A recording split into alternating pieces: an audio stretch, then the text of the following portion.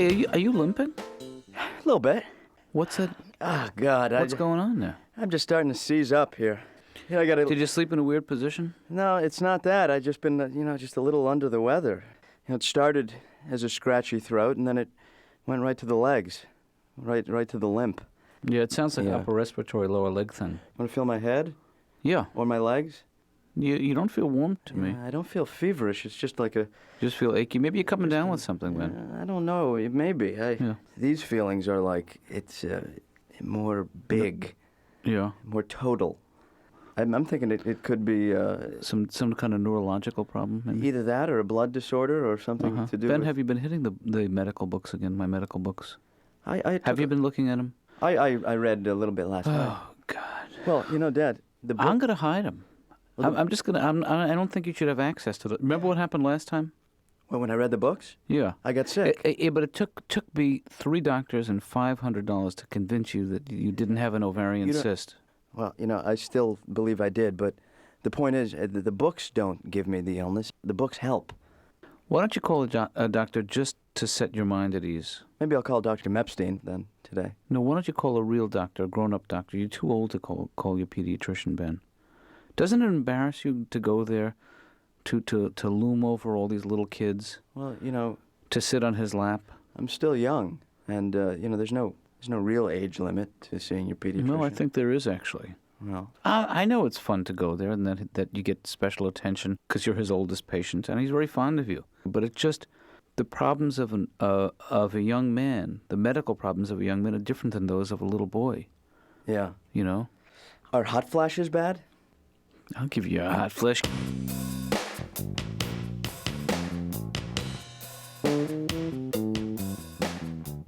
Hi, Laura. Hi. Hi. Well, geez, what a incredible, perfect day. I mean, you read about days like this, but to actually live one, I feel like, what did I do to deserve this? No. Back to school weather. I feel like a schoolboy, with my knickers and, That's obscene. just running to play ball, catch up with the school bus, the convergence of death and renewal. The changing of the colors of the leaves. All right, already. Okay, I had a little coffee. That's all I'm saying. I feel pretty good about myself. I noticed. Whoa, how are you doing? Fine. Yeah, but you have to admit, it's a beautiful, beautiful day out there. Okay, no more coffee for you, right? Okay, You're I'm cut done. off. Jeez, will you look? I can't believe this tree, that it's real. It looks like a postcard. I actually see some writing. Oh, look at that. It's just unbelievable. Oh, Just that's sweet. Yeah. Look at that. What's that? A little bee. We're outside struggling to get in. It's inside struggling to get out. Okay, let's move slowly, and I'll tell you why. Because a sudden movement could be misinterpreted by your new friend. Okay, so I'm going to stay in my office for a while, and when the bee's gone, then tell you what, I'll come in and we can talk about it. You're afraid of bees. Well, it's not so much that I'm afraid of them. I act irrationally around them. I'm concerned I'm going to do something to that bee that we're both going to regret. So I'm overly protective of them, if anything. So, sounds crazy, right? Yeah. But I'm going to my office now. Okay, bye. Bye.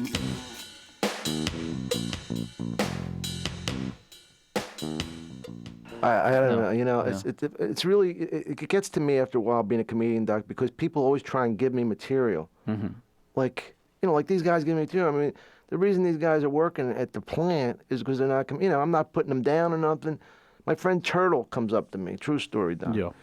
He says, "I got something maybe you can use." I'm thinking, "Oh, okay, what?" He says, "You know how when you take vitamin B, your urine's real like yellow and orange?" I said, "Yeah." He goes, "Could you use that?" And I said, "Well, geez, Turtle, that's a whole album side right there. Why don't you be a comedian? It's so hilarious." You know what I'm saying? They don't realize what's involved. Doc, can I tell you something about me as a comedian? I don't go for the big laugh. Oh, that's the easy way out. I don't go for the big laugh, the big ha-ha. I go for the nervous titter. I want people to look at me and think, hey, I can do that. You know what I'm saying? Is there a lot of money in that? Well, it's, I'm comfortable. Yeah. Can I tell you why I'm in therapy? Please. For my family. Because they can't afford it. I don't need therapy. I got a lot out the last time I went to a psychiatrist. No, well, she I know is a very fine therapist. Well, yeah. Why did you stop seeing her? She hit me. See, You don't mean literally she hit you. she really waffled me. I mean, she just gave it to me, and I, had to get out of there. That's not right. You shouldn't have to go through that.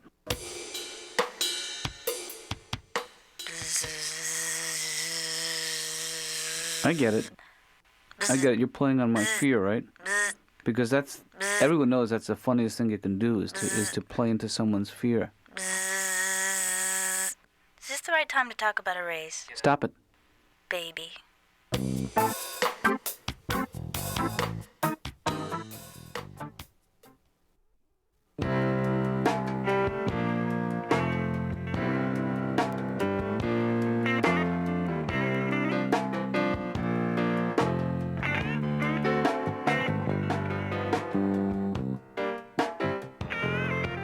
Okay, what's up, Ben? I can't really talk right now, so make it snappy. I just wanted to fill you in on what's happened over Well, the course Phil. of the morning. Phil, because I really gotta go. It's not a good time to talk. Yeah, I'm still feeling a little tight in the neck and down toward the back and moving into the groin, which doesn't feel so bad. Okay, Ben, that's all the time I have right now. Actually, Will you- I made myself though Okay. a fruit shake, and that kind of pumped me up for a bit, but then Yeah.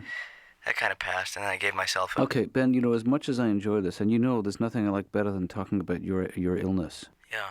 Well, I gotta go. Okay? What? So you've been great. Whoa. I did read an article, though, in a medical journal that Well, just 1 second, Laura. Yeah. a whole group of people in New Mexico died. Okay. Talk to you later, Ben. Wait, whoa. I'm soaking my The feet. next sound you hear is going to be the sound of the dial tone. I don't like that sound. I don't man. like to hang up on you, but if I will, I have to. All right, I'm hanging up on I you. will then. All right, I hanging have up. to. I'll hang up. Bye. I hung up. Love you. Love you. I don't like the summer specifically because I have red hair, so I don't really tan. I just kind of burst into flames. That's a talent. And also because everybody's exercising, and I don't exercise, but I don't really have to because I've always been one of those people that I can eat anything I want and I just get really fat. I can eat ice cream and cake all day and I just get huge like a pig. It's not a problem. Well, it's probably your metabolism. I also used to drink, but I stopped drinking. And I think, though, that the only good thing about drinking is that it's educational. Sure. Because every time you get really hammered, you come away with a little piece of wisdom that you never forget thereafter. Last time I got really drunk, I learned that if you ever go Christmas caroling, you should go with, like, a group of people. Because if you go alone and drunk, it's really not taken the same way. And you should also go around December. That's the time of year you really are expected that. Because if you're out in July and you're naked with a bottle of vodka going, "Jingle bells! You suck!" Most people wouldn't consider that caroling. Have you ever see somebody that you don't know again? Like someone who's a total stranger, but they keep popping up once in a while. Right. Like God is running out of extras in the movie of your life or something. He's starting to reuse people like, "Okay, you be the guy in the bus. But I was just the jogger. Just go, put a hat on. I don't care." I see what you mean. That's how God talks. He has a very booming voice. Okay, so you're heading home now, Laura? Yeah. Yeah, I'm just going to get a couple of things together and head out myself. Let me, how's the situation out there? Under Fine. control? The Yeah. bee situation? It's still in here. Let me ask you something. Where exactly is the bee in relation to the exit? It's sort of hovering right around the main exit. Yeah. Let me ask you a favor. Yeah? And if you can't do it, I understand. Could you smack the life out of that bee? Just give it a good wallop. You want me to kill for you? You kill for me now, and I'll never ask you to kill again. No. Okay, then let's do it. I actually admire your appreciation for life, and for all living things. But I have a feeling that bee has such contempt for you that you'd get a lot of pleasure just squishing the life out of it.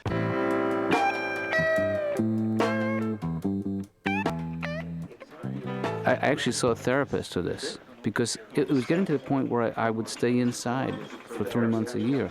Huh. I actually wouldn't go outdoors when there were insects out there. So you got help? Well, I'm talking to this woman and describing my problem to her, and I notice that she has this tiny little waist. And I'm thinking to myself, how do I know she's not one of them? Ooh, this is a big deal for you. Yeah. But I did see a behavioral therapist. Uh-huh. And what do you say? And they put you through what's called systematic desensitization. That's 5 steps. The last step, if you can go the route, they put you alone in a room with several hundred bees. Holy jeez. That's the final step. Oof. Just confronting your worst nightmare. Uh-huh. I only got past the first step.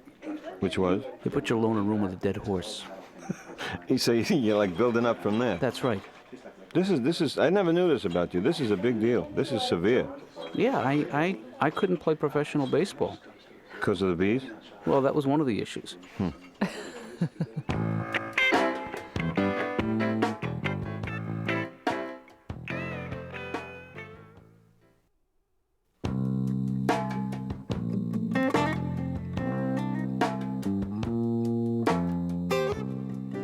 I'm starting to think that maybe these feelings are like, they're possibly genetic. Like it could be something that it was prenatal, or even just after natal.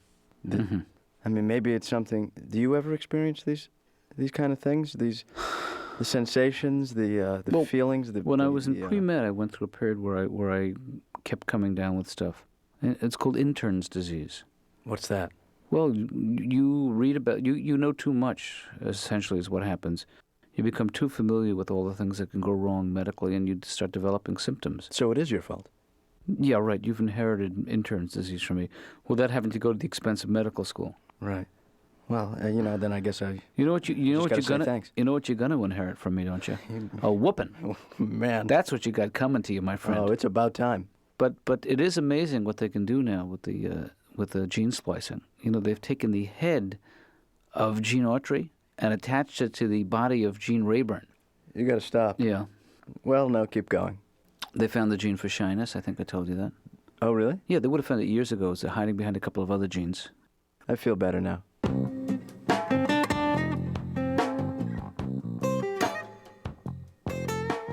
Do you feel like your thoughts are controlled by a computer? Yes, a large computer. Windows or Mac? They make me do things I don't want to do. Like what? The frug, twist, the hully-gully, dances that I would have let go a long time ago. But I can't help it, Doc. Look at this. Look at the way I move. Check this out. Check this body out. Look at my extension. Look at the way I can stretch my little legs.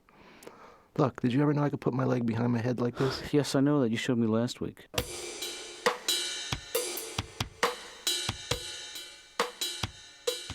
You know what? The time I always wanted to live in during the Old West. I always wanted to live in the Old West because life was so simple then. Like you could go into a saloon and just go, give me a glass of beer and a bottle of whiskey and a room for a week and a steak dinner and a shave and a haircut and a bath and some new clothes and a hat and some boots and some oats from a horse. And here, keep the change. Bing! And I don't want to put words in your mouth, but what I hear you saying is that you wish that the transactions between men and women were simpler, were more logical. Oh, definitely. Yeah, because, I don't know, I find that if you go up to a woman, when you go up to a woman and ask her out and she says no, you never know how to walk away afterwards. Mm-hmm. Like there's this awkward moment, because they don't give you like a nice outline like no, and you should go over there now or something.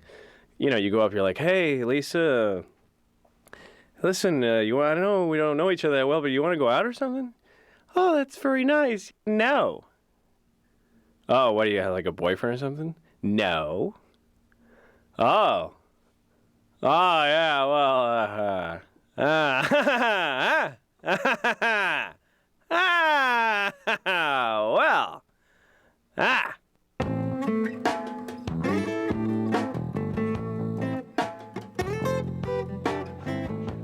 Plus, Plus, Ben is really rattling me these days. He's on one of these kicks that he gets on where he's gotten into my medical books again. Oh, jeez. So now he's coming down with everything.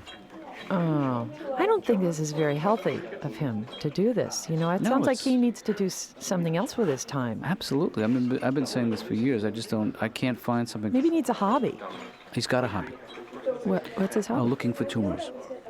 Yeah, that's not a very good hobby. I think one of the problems is that I'm not the kind of dad who exposes him to a lot of things, like sports or camping or anything like that. Well, why don't you do that then? Well, because you know how I feel about the outdoors. I'm really not crazy about nature and, bugs and stuff.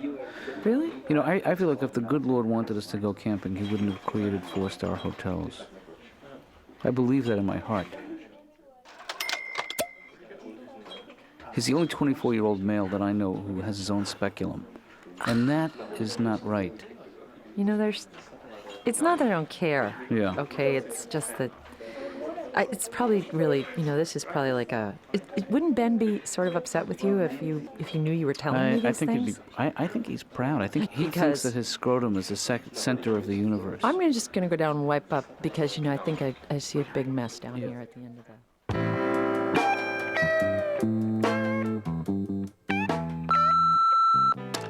Look, I'm not much for words, poetry, or anything, but maybe this interpretive dance and this little ditty will help you know how I really feel about you. Dr. Katz, I think I'm falling hard for Dr. Katz. And even though I know that it ain't right, every night it's me and him in my dreams. In my dreams. Dr. Katz, the world moves much too fast for Dr. Katz. Even though I know that it ain't right, can't you see I'm in pain, Doc?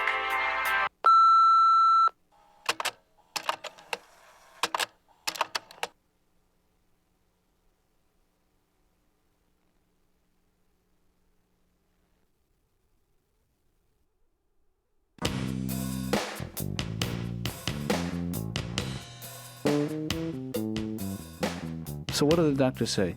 Well, he said that everything checked out okay. The blood work looked good. Mm-hmm. Everything was solid. He said I need to lose a little weight and be a little more active. Right. And I said no. Well, you got to be firm. You don't want this guy running your life. I got to draw the line. Sure. Yeah. But he did say a couple of good things. But I was wondering if there's a history of SIDS in our family. Is that possible? No, it's not possible. Do you even know what SIDS stands for? I don't know. It stands for Sudden Infant Death Syndrome, Ben. Uh-huh. They used to call it crib death. Yeah, that sounds horrible. Yeah. Well, so what do you think, like a guy like me, what are the chances? Ben, Sudden Infant Death Syndrome. What if it's not so sudden? Gradual infant death syndrome. Yeah. You have grids.